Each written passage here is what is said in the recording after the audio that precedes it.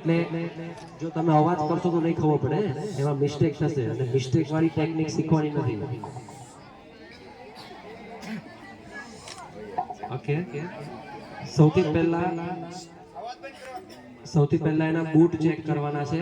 એના બૂટની દોરી તમારે ઢીલી કરી દેવાની છે. શું કરવાનું છે? એને શૂઝ પહેર્યા હોય તો રિમૂવ કરી દો, અથવા તો બૂટની દોરી ઢીલી કરી દો.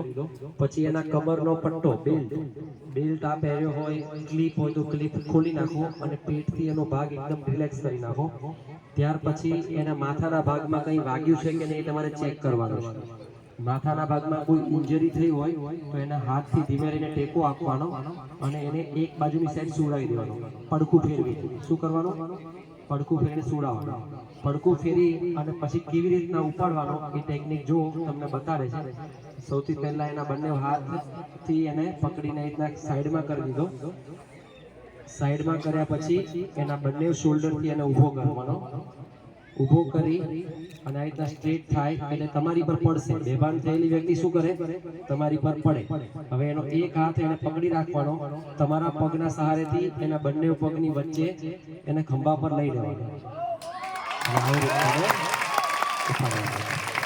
હવે તમારે એક વસ્તુ ખાસ જોવાની, એમનો હાથ ક્યાં છે જુઓ. એમનો લેફ્ટ હેન્ડ ક્યાં છે? ડાબો હાથ ક્યાં છે એમનો? કમર પર. એનું શું કારણ? એમનું માથું. બેભાન થયેલા માણસનું માથું એકદમ હલતું હોય, તો એ માથું હલે નહીં અને એના માથાને ઇન્જરી ના થાય એટલે સલામત રીતે તમે એક જગ્યાએથી બીજી જગ્યાએ લઈ જઈ શકો. એની માટેની આ ટેકનિક છે. આને ફાયરમેન લિફ્ટિંગ કહેવાય. શું કહેવાય? ચાલો બેસી જાઓ, બધા બેસી જાઓ.